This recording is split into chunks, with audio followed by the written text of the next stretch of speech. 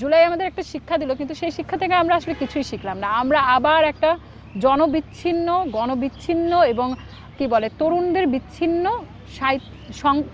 সংস্কৃতি এবং সাহিত্য গড়ে তোলার আরেকটা প্রচেষ্টা আমরা দেখতেছি, যেখানে হচ্ছে তরুণরা থাকবে বিচ্ছিন্ন। এই ধরনের আড্ডা দেখে আমার মনে হলো বাংলা সাহিত্য এখনো বেঁচে আছে। তো ওনাদের মতো সিনিয়র সিটিজেনরা যখন এই ধরনের মন্তব্য করে, তখন আমাদের মনে হয় না আমরা একটা কাজ করছি। এতদিন মনে হতো পাগলামি, কারণ বড়রা ডেকে ডেকে আমাদের হচ্ছে আলাদা করে পরামর্শ দিত আমরা যেন ক্যারিয়ারে ফোকাস করি, যেহেতু আমরা সবাই স্টুডেন্ট। তো এখন মনে হয় না আমরা কিছু একটা করছি যেটার প্রভাব হচ্ছে সমাজে রাখছে। আর তরুণরা যদি হচ্ছে ভালো কাজ না করে, তরুণরা যদি সাহিত্যের সাথে না থাকে, তরুণরা যদি আমরা যেটা বলি বারবার, সাহিত্যের মাধ্যমে আমরা জনসচেতনতা তৈরি করব, গণসচেতনতা তৈরি করব। তো এইটা যদি আমরা করতে পারি, তাহলে তো আসলে এটা একটা মানে অন্যরকম দিক খুলে দেবে। আর আজকের যে বইটা, বিশেষ করে জহির রায়হানের আরেক ফাল্গুন, সাগরও তখন বলতেছিল আজকের যে পরিস্থিতি চারপাশের, আজকের পরিস্থিতি আর হচ্ছে আজকের বইটা সম্পূর্ণ মিলে যায়। এবং আমরা যে ভঙ্গুর হৃদয় নিয়ে আজকে এখানে বসছি, যদিও মুখে হাসি মুখে কথা বলছি, তারপরে হচ্ছে ভঙ্গুর হৃদয় বলছি, কারণ এই বইটা নিয়ে আলোচনা হওয়ার কথা ছিল একটা বিশেষ জায়গায়। সেখানে পাঠচক্রটা বন্ধ হয়ে যাওয়ার কারণে আমরা এখন এই খোলা মাঠে বসছি। এবং আমাদের এই পাঠচক্রটা হওয়ার কথা ছিল রমনা পার্কে, সেইখানেও আজকে কি বলে যে একটা ভিন্ন পরিস্থিতির কারণে যমুনা অবরোধ করা হয়েছে উপদেষ্টার বাড়ির ওইখানে। এই কারণে হচ্ছে আমরা বসলাম এইখানে। তো যাই হোক, অবশেষে আমরা এই যে মানে নানান জায়গা থেকে বিতাড়িত হয়েও যে আমরা একত্রিত হতে পারছি, তরুণরা যে কখনো দমে যায় না।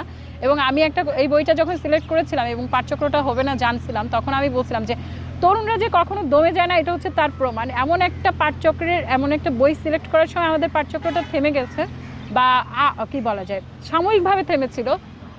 তখন আমার মনে হয়েছিল যে এই বইটাই সবচেয়ে বেশি দরকার ছিল। যে জুলাই আসলো, জুলাই আমাদের একটা শিক্ষা দিল, কিন্তু সেই শিক্ষা থেকে আমরা আসলে কিছুই শিখলাম না। আমরা আবার একটা গণবিচ্ছিন্ন এবং কি বলে তরুণদের বিচ্ছিন্ন সংস্কৃতি এবং সাহিত্য গড়ে তোলার আরেকটা প্রচেষ্টা আমরা দেখতেছি, যেখানে হচ্ছে তরুণরা থাকবে বিচ্ছিন্ন, যেখানে হচ্ছে এলিটরা থাকবে, বয়স্করা থাকবে, বুদ্ধিজীবীরা থাকবে, মানে তারা থাকবে আমাদের থেকে বিচ্ছিন্ন। আমরা সেখানে খুবই নগণ্য, খুবই ক্ষুদ্র, আমরা থাকবো দূরে, আমরা থাকবো ডিটাচ।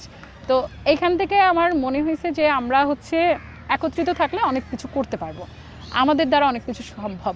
বিশেষ করে একটা জুলাই আমাদের বারবার মনে করিয়ে দিবে, যেহেতু আমরা সদ্য হচ্ছে গণ অভ্যুত্থান পেরিয়েছি, এবং এই গণ অভ্যুত্থানে কম বেশি সবাই অফলাইনে অনলাইনে সরাসরি অংশগ্রহণ করেছিলেন। তো সবার একটু হলেও কন্ট্রিবিউশন আছে। সেই জায়গা থেকে, সেই চেতনা থেকে, সেই চিন্তা থেকে একটু হলেও আপনাদের মনে আঘাত লাগবে যে না, আমি দেশের জন্য কিছু করি। আর জহির রায়হান যতবার আপনি পড়বেন, ততবার আমার মনে হবে যে মানে প্রত্যেকটা পাঠকের মনে হবে যে আমি জহির রায়হান হয়ে উঠি।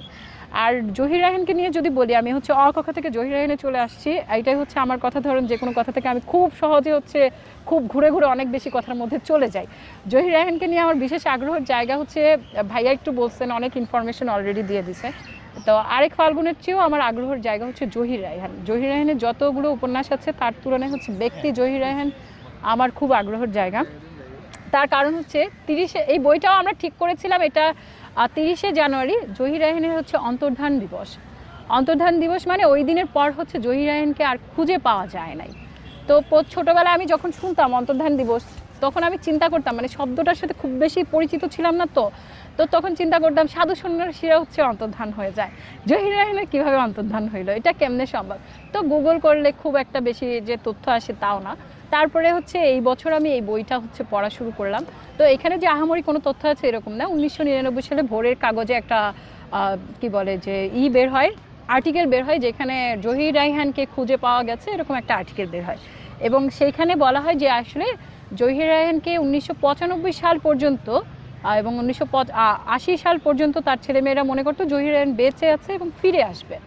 1999 মানে ওনারা একটা সময় পর বুঝতেও পারে, 80 সালের পরে ওনারা ধারণা করে যে জহির রায়হান আর আসবে না। তারপরে মনে মনে একটু হলেও সুপ্ত বাসনা থাকে, যেহেতু লাশ পাওয়া যায় নাই, কোনো সঠিক সন্ধান পাওয়া যায় নাই। তো 99 সালের এই আর্টিকেলের পর সবাই একদম নিশ্চিত হয়ে যায় যে জহির রায়হান আর ফিরে আসবে না, এবং জহির রায়হান হচ্ছে মারা গেছেন 1972 সালে। এর আগে কেউ হচ্ছে নিশ্চিত ছিল না যে জহির রায়হান মারা গেছে। সবাই একটা মানে অনুমান করেছিল যে জহির রায়হান মারা গেছে, অথবা জহির রায়হান হারিয়ে গেছে, অথবা জহির রায়হানকে আটক করা হয়েছে। যেমন আমরা অনেকেই শুনি যে জহির রায়হানের কাছে মুক্তিযুদ্ধের সময়কালীন এমন অনেক ডকুমেন্ট ছিল বা দলিলপত্র ছিল যে কারণে হচ্ছে জহির রায়হানকে গুম করা হয়েছে। যে কারণে সেই সময় শেখ মুজিবের কাছে হচ্ছে জহির রায়হানের পরিবার তার ভাইরা আবেদন জানিয়েছিল, তিনি বলেছিলেন ব্যাপারটা দেখবেন। আসলে কি ব্যাপার দেখছেন তা আমরা এই বইও দেখি নাই, এখানেও বলা আছে কথাটা যে ওনার কাছে হচ্ছে বারবার তারা গিয়েছে, নানানভাবে খোঁজ খবর করার চেষ্টা করেছে, কিন্তু জহির রায়হানের কোনো খবর আসলে পাওয়া যায় নাই। কিন্তু এই বইটা পড়লে আপনারা জানতে পারবেন জহির রায়হানকে আসলে যারা মেরেছে তারা হচ্ছে বিহারি, তারপরে রাজাকার, আলবদর, এটাই হচ্ছে আসল কথা। আর এটার উপরে কোনো কথা নেই। আপনি যদি এই বইটা পড়েন, এটা হচ্ছে মতিউর রহমানের সম্পাদিত, মতিউর রহমান নিজেও লেখেন নাই, বিভিন্ন জায়গা থেকে আর্টিকেলগুলো উনি হচ্ছে কালেক্ট করে এই বইটাতে একত্রিত করেছেন। জহির রায়হান অনুসন্ধান ও ভালোবাসা, তার ভালোবাসার প্রকাশটা কতটুকু পেয়েছে জানি না, তবে অনুসন্ধানে যেটা দেখেছি বিভিন্ন জায়গার বিভিন্ন আর্টিকেল জহির রায়হানকে যে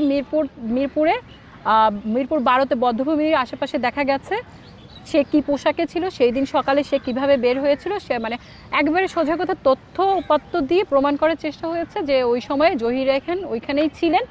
এবং শহীদুল্লাহ কায়সার, আপনারা যদি ঘটনাটা জানেন, তার ভাই শহীদুল্লাহ কায়সারের খোঁজে তিনি বের হয়েছিলেন, শহীদুল্লাহ কায়সারের খোঁজে গিয়েছিলেন এবং তারপরে আর ফিরে আসেন নাই। ওই দিনই হচ্ছে ওই একটা কুয়োর কাছে হচ্ছে জহির রায়হানের ডেড বডি পড়ে থাকতে দেখা যায়। দুজন হচ্ছে কি বলে, দুজন কর্নেল হচ্ছে ওনাকে দেখেন, দুজন প্রত্যক্ষদর্শী ওনাকে দেখেন, কিন্তু তারা আসলে নিজেদের যান বাঁচাতেই এত ব্যস্ত ছিল যে ওই সময় সামনে যে তাকে বাঁচানোর মানে ওই নিথর দেহকে যে ঘুরে দেখবে সেটাও তাদের পক্ষে সুযোগ ছিল না, বরং তারা হচ্ছে আহত হয়ে এখান থেকে পালিয়ে আসছে।